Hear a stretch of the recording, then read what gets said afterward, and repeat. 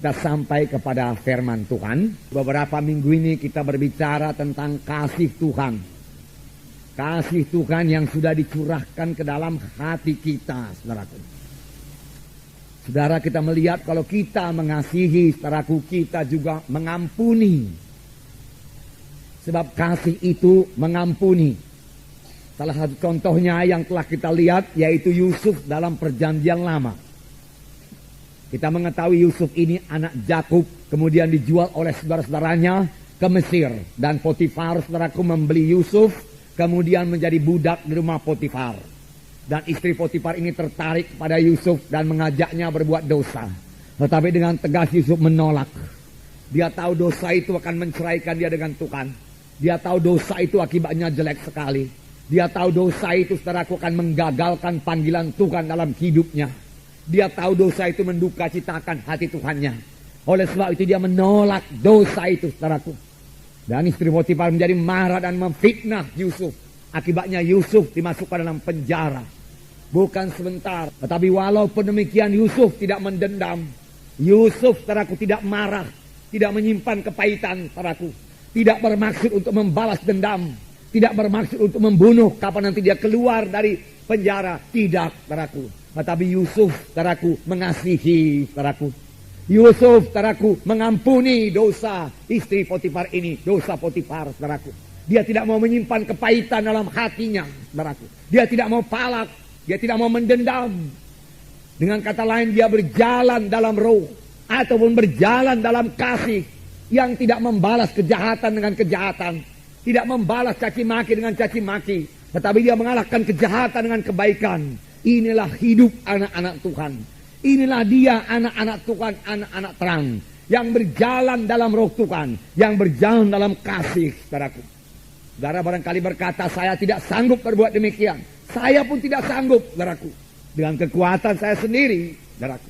Tetapi syukurlah Tuhan sudah mencurahkan kasih-Nya dalam hati saya. Tuhan juga sudah mencurahkan kasih Tuhan dalam hati saudara. Itu terjadi pada waktu kita lahir baru. Tuhan bukan hanya memberikan keampunan dosa kepada kita. Bukan hanya memberikan kuasa dalam nama Yesus, itu memang menjadi milik kita. Tetapi Tuhan juga memberikan kasih-Nya dalam hati kita, saudaraku. Dan dengan kasih Tuhan ini kita sanggup. Dengan kasih kita sendiri kita tidak sanggup. Banyak tuntutan Tuhan kepada anak-anak-Nya. Bahkan Tuhan berkata, kasihilah musuhmu. Doakanlah orang yang menganiaya kamu. Bagaimana bisa, saudaraku, dengan kasih manusia? Dia tidak akan sanggup melaksanakannya dengan kasih manusia. Tetapi syukurlah Tuhan, saudaraku, mengaruniakan kasih-Nya kepada kita. Yang diberikan Tuhan pada waktu kita lahir baru. Pakailah kasih Tuhan ini. Selalu bereaksi dengan kasih Tuhan, saudaraku. Memang, saudaraku, kadang-kadang kita mau bereaksi dari daging kita. Saya percaya ini juga terjadi bagi Yusuf. Yusuf, saudaraku, pada waktu dia ditangkap, dimasukkan dalam penjara, dagingnya bisa bicara. Yusuf, kau tidak berbuat apa-apa, tapi kau dimasukkan dalam penjara, jahat sekali istri Potifar itu. Kau mempunyai Allah yang hidup, suruhlah Tuhan menghukum dia. Bisa saja demikian, dan mungkin saja demikian terjadi di dalam hati Yusuf, saudaraku. Tetapi Yusuf tidak membiarkan pikiran itu menguasai hatinya. Segera dia usirkan pikiran itu, saudaraku. Dia tahu dia anak Tuhan. Dia tahu dia anak terang. Firman Tuhan berkata, jikalau kamu hidup dalam kebencian, sampai sekarang ini pun kamu masih dalam kegelapan. Firman Tuhan berkata. Yusuf mengetahuinya, saudaraku. Oleh sebab itu Yusuf melawan kehendak dagingnya, saudaraku. Dia tidak mau tenggelam dalam kemarahannya. Tidak, saudaraku. Tapi mengalahkan kemarahannya dengan kebaikan daripada Tuhan, saudaraku. Dengan kasih daripada Tuhan. Dia mulai memikirkan yang baik, memikirkan yang indah, memikirkan yang mulia, saudaraku. Saudaraku, dan dia percaya Tuhan akan menolong dia. Memang benar, di penjara itu pun Tuhan datang kepada Yusuf dan Tuhan menolong Yusuf, saudaraku. Tuhan menyertai Yusuf sehingga dia boleh kerelaan hati, keluasan hati dari penghulu penjara itu. Sehingga Yusuf beroleh kebebasan dalam penjara itu, mengatur semua tawanan-tawanan yang lain, dan semua diserahkan kepada Yusuf, saudaraku. Dia menjadi pemimpin di penjara juga, saudaraku. Nah, di penjara itulah saudaraku dia bertemu dengan pegawai minuman, pegawai makanan raja, di mana dia mengetahui seluk-beluk kerajaan, saudaraku. Karena dia di penjara selama 13 tahun. Kemudian dia keluar dari penjara dengan pertolongan Tuhan, dengan ajaib Tuhan. Sesudah itu dia memerintah Mesir selama 80 tahun lamanya. Karena dia dipanggil Tuhan pada umur 110 tahun. Dia hidup sepuas-puas umurnya. Dia berjumpa kembali dengan bapaknya Yakub. Dia sempat menolong saudara-saudaranya semua. Dia saudara-saudaranya semua tidak perlu, saudaraku, mati kelaparan. Bahkan dia berdamai dengan saudara-saudaranya semua. Sekaligus saudara-saudaranya yang pada mulanya tidak peduli satu sama lain, menjadi saling mengasihi satu sama lain, saudaraku. Dan inilah permulaan daripada bangsa pilihan Tuhan, bangsa Israel menjadi besar di tanah Mesir, saudaraku. Dan saudara, karena Yusuf tetap dalam Tuhan, kemudian Yusuf punya visi lagi.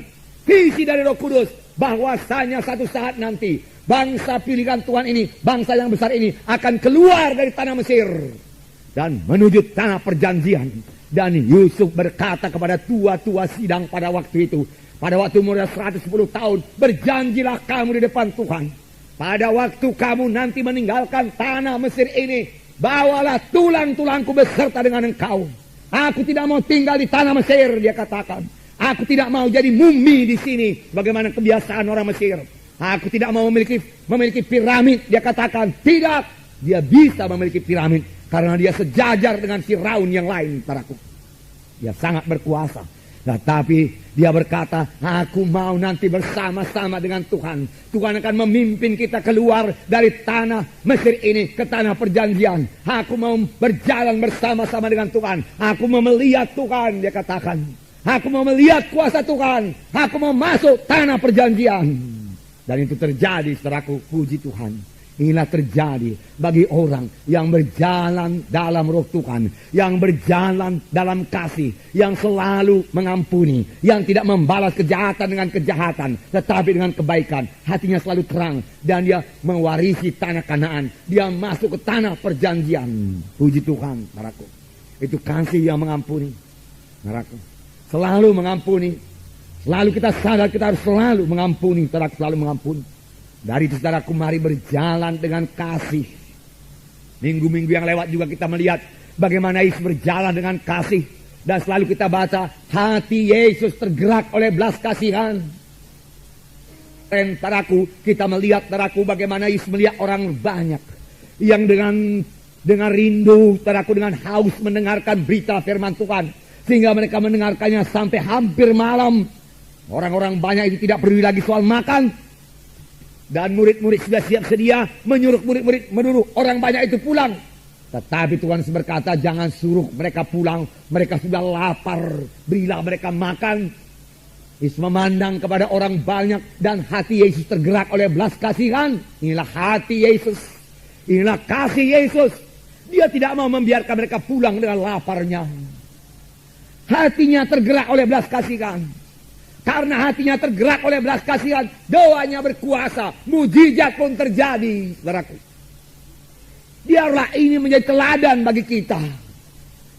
Bahwasanya hati yang tergerak oleh belas kasihan itu digerakkan oleh kasih Allah. Dan karena digerakkan oleh kasih Allah, kuasa Tuhan ada di situ, saudaraku.